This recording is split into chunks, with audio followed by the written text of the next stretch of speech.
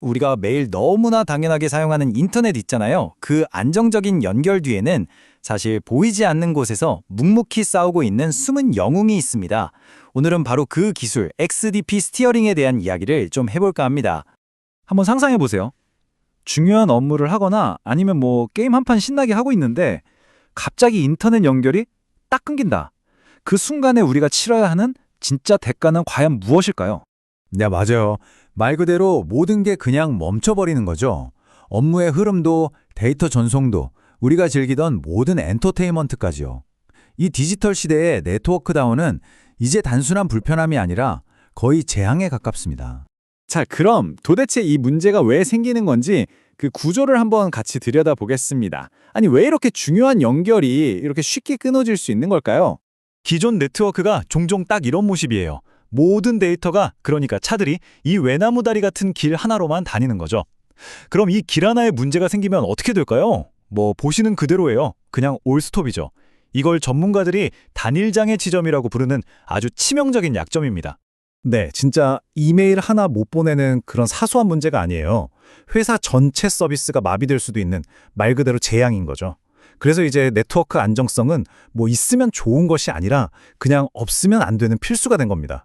그러면 이 답답한 교통체증 해결할 방법이 없을까요? 당연히 있죠.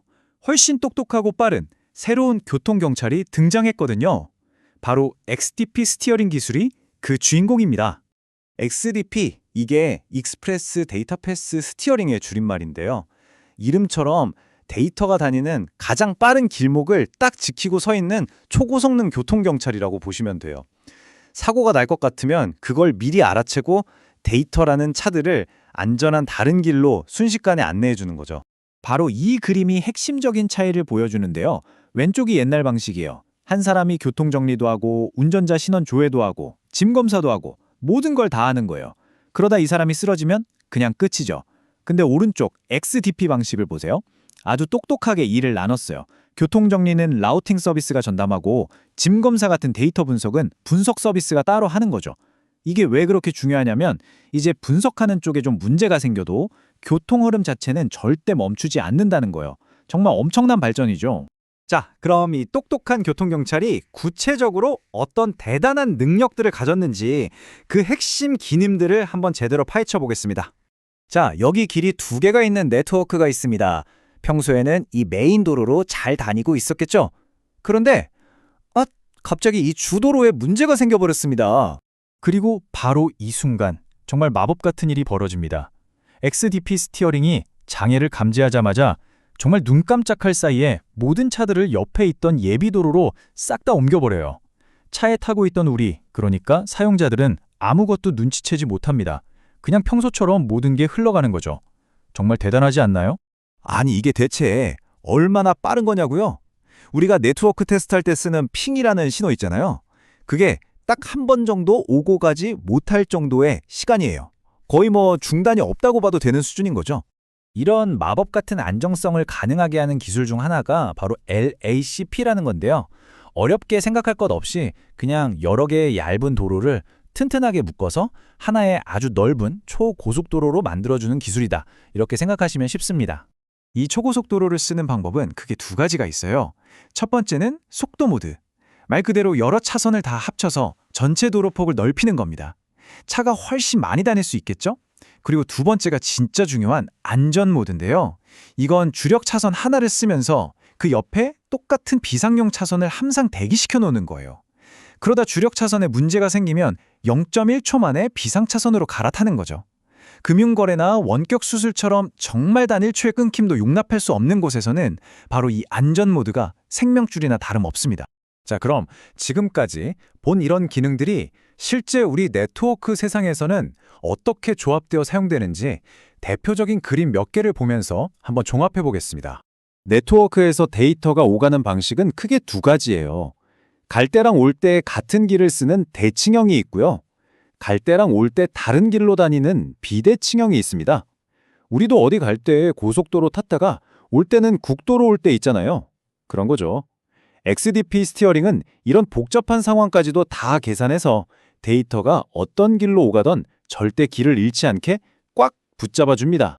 자, 이번엔 이런 상황을 한번 보시죠. 모든 데이터 요청이 서버 딱 한 대로만 몰리고 있네요.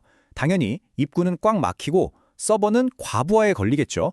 이걸 바로 병먹 현상이라고 합니다.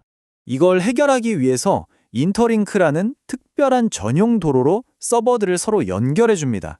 이제 서버들끼리 서로 야, 나 너무 힘들어. 너가 좀 받아줘. 하고 소통할 수 있게 된 거죠. 그 결과가 바로 이겁니다.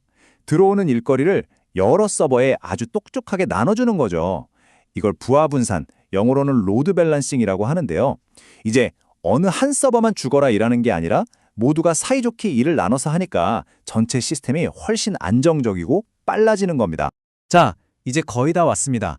이렇게 좀 기술적인 얘기를 쭉 했는데 이게 그래서 결국 우리한테 왜 중요한 건지 큰 그림을 보면서 한번 정리해 볼게요. 결국 XDP 스티어링이 주는 가치는 이 세 가지로 딱 정리할 수 있어요. 첫째, 어떤 사고가 나도 거의 멈추지 않는 엄청난 회복 탄력성. 둘째, 모든 자원을 낭비 없이 알뜰하게 쓰는 효율성. 그리고 마지막으로 아무리 복잡한 구조라도 다 적용할 수 있는 유연성. 바로 이 세 개의 기둥이 우리가 지금 누리고 있는 이 끊김없는 인터넷을 바치고 있는 겁니다. 이 모든 기술의 중심에는 이런 철학이 담겨 있습니다. 목표는 단 하나의 약점도 남기지 않는 것. 그러니까 약한 고리 하나 때문에 시스템 전체가 무너지는 일 자체를 원천적으로 없애버리겠다는 아주 강력한 의지가 담겨 있는 거죠. 우리가 너무나 당연하게 매끄럽게 쓰는 이 인터넷 세상은 사실 오늘 우리가 살펴본 XDP 스티어링처럼 보이지 않는 곳에서 계속되는 혁신 덕분에 가능한 겁니다. 그렇다면 이런 질문을 던져볼 수 있겠죠. 이 다음 세대의 혁신은 과연 지금 우리가 상상하지도 못하는 어떤 문제를 해결하게 될까요?